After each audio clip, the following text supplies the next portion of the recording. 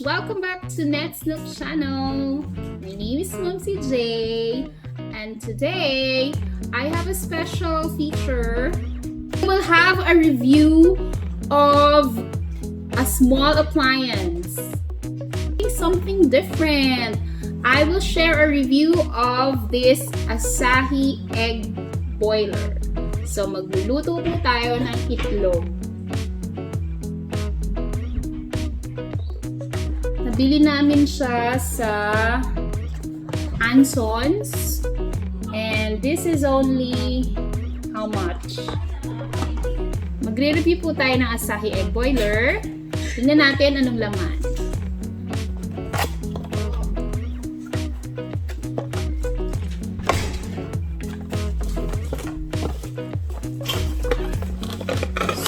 So the box has literally a small appliance. Super small. So ito yung itsura niya sa loob. Meron siyang cover. Meron din siyang small cup for your water to make sure na exact amount of water lang ilalagay. So sa cup na to, have to be careful kasi meron siyang parang needle. May needle siya, so matutusok, kaya careful. So apatan lang yung pagluluto kasi apat lang po yung butas. Egg holes.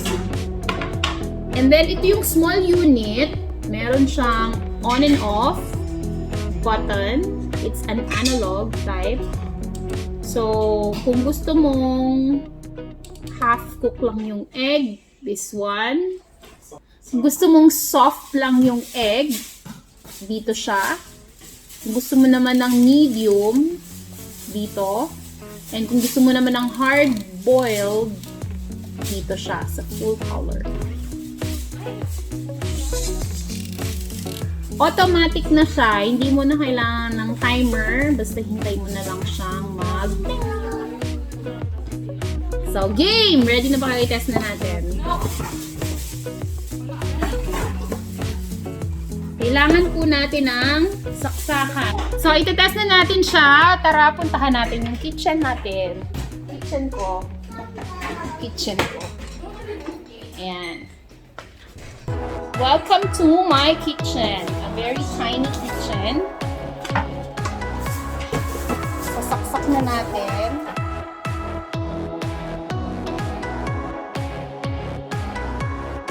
So, nakasaksak na siya. Naka-turn off. So, ano yung nasa instruction ba dito? Sabi, lagyan ng water. Isang cup of water lang. Lalagyan natin. Ayan, sakto lang.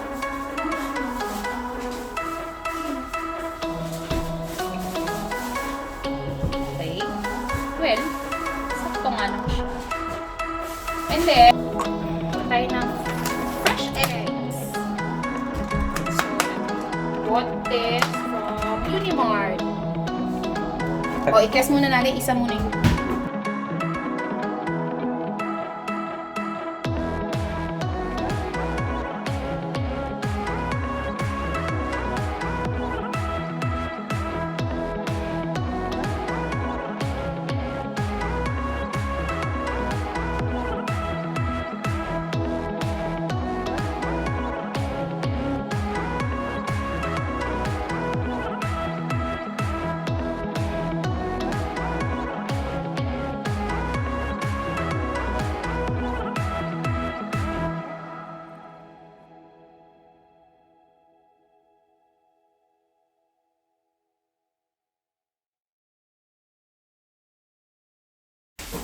So, nakita nyo, umiilaw.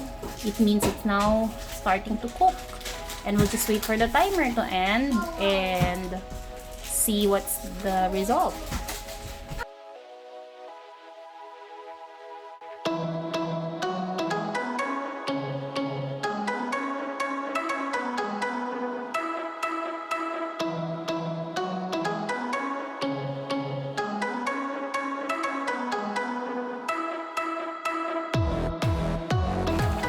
already boiling.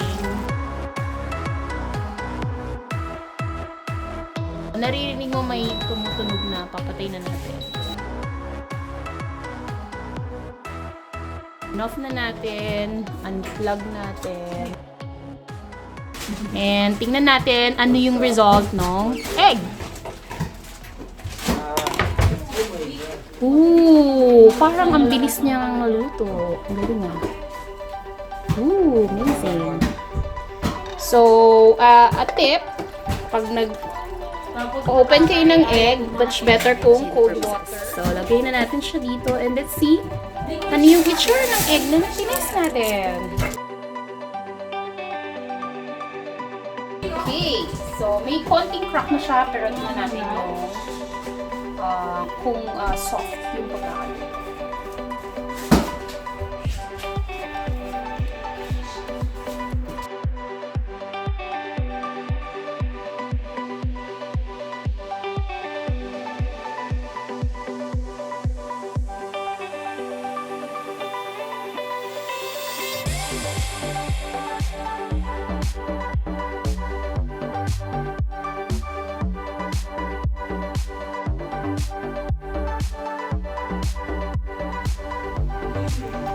Spinachieve, hindi siya masyado. So, ganyan siya kapag soft. So, I'd say hindi maganda yung soft timer. Try naman natin ngayon yung medium. Okay, now, for me, hindi masyadong maganda yung malasado. Let's now try the medium one.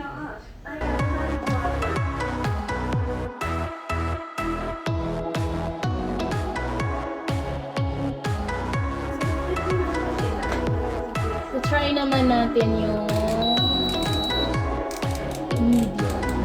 So, the medium one. Dun sa gitna. Try natin mag-boil and automatic na rin yan. After marinig yung timer, ready to eat. Naririnig mo may tumutunog na, papatay na natin. Okay, time's up. Let's turn it off. Plug. And let's have a look.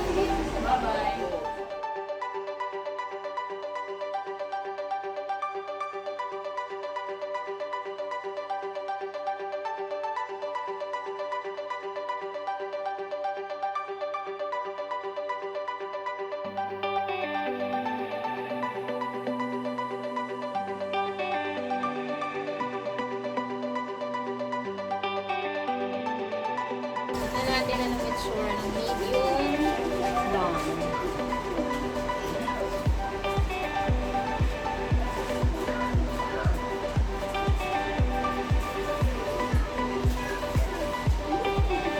Ooh, I like this better. Lagyan natin ng konting salt.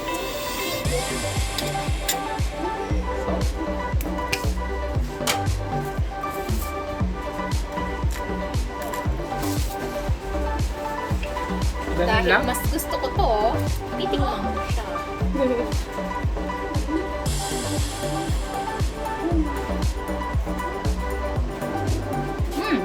Sarap. Malambot, medium. Lastly, tatry naman natin yung pangatlong option, hard boil.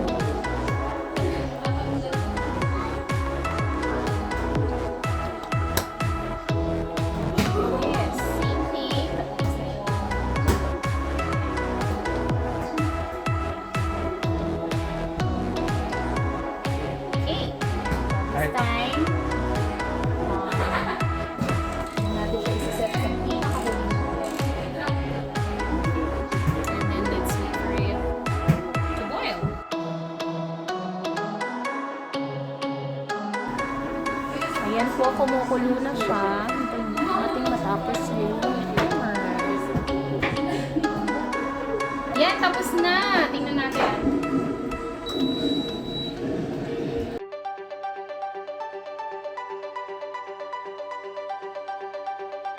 Wait for a minute. Much better if you put some ice.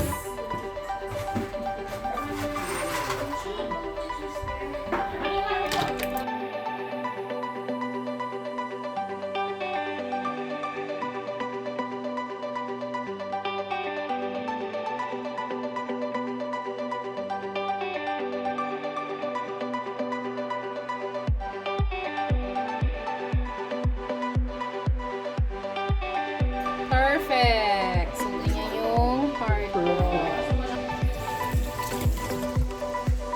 Okay, so yan yung itsura ng hard-boiled egg. Now, put some salt. So, pinch of salt.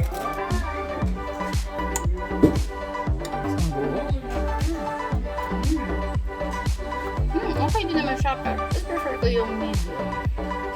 So, from the three, gusto ko yung second. Okay din naman kung mahilig ka sa medyo well done. Kaso mas prefer ko yung pangalawa. Asahi, hindi naman problema sa pagpapakulo at pagluluto ng egg. Mabilis lang siyang gamitin. For me, maganda siya kasi kapag nagluluto ka ng egg, hindi mo na kailangang bantayan. Kasi may timer na siya, automatic. Pero siyang timer pa rin, okay siya. Pero overall, I'll give it a 8 out of 10.